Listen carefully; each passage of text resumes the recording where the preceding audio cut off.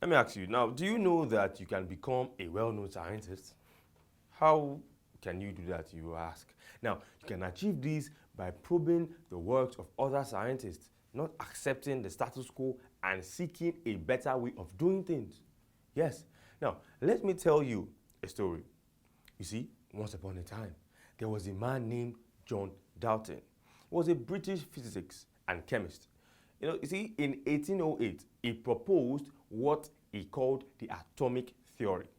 Years later, other scientists emerged and discovered better solutions. Let's take a look at what they found. Now, Dalton said that all elements are made up of small, indivisible particles called atoms.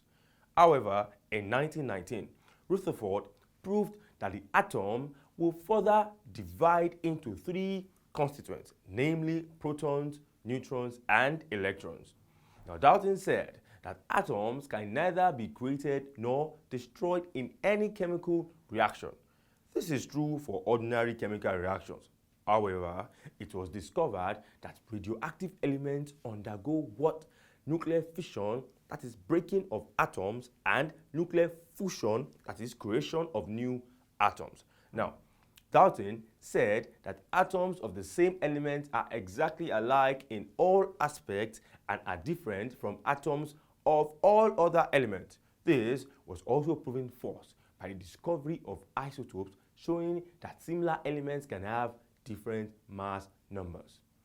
Dalton said that atoms of different elements can combine in simple whole number ratio to form compounds. Now, this is true for so many inorganic compounds.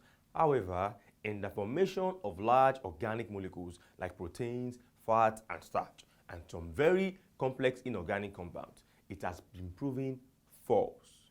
Now, Dalton said that all chemical changes result from the combination or separation of atoms. Dear future scientists, put on your thinking cap and see if this can be reinvented. So what have we learned? Now, we have learned about Dalton's atomic theory, its postulations, the limitations and modifications to his theory. He postulated that all elements are made up of small, indivisible particles called atoms. And he said that atoms can neither be created nor destroyed in any chemical reaction. Now, atoms of the same element are exactly alike in aspect and are different from atoms of all other elements. He also said that atoms of different elements can combine in simple whole number ratios to form compounds. Now, all chemical changes result from the combination or separation of atoms. Let's take a look at the modifications to Dalton's atomic theory. Now, first of all, the discovery of protons, electrons, and neutrons as constituents of the atom by Rutherford. Also, an atom is not an indivisible solid piece because we found out the discovery of nuclear fission and fusion of radioactive atoms. Also, the discovery of isotopes, which are similar elements with different mass numbers. And also, the formation of very large organic molecules such as proteins, starch, and fat by carbon and very complex compounds by trioxysilicate 5. That was insightful, wasn't it? I hope you enjoyed that class.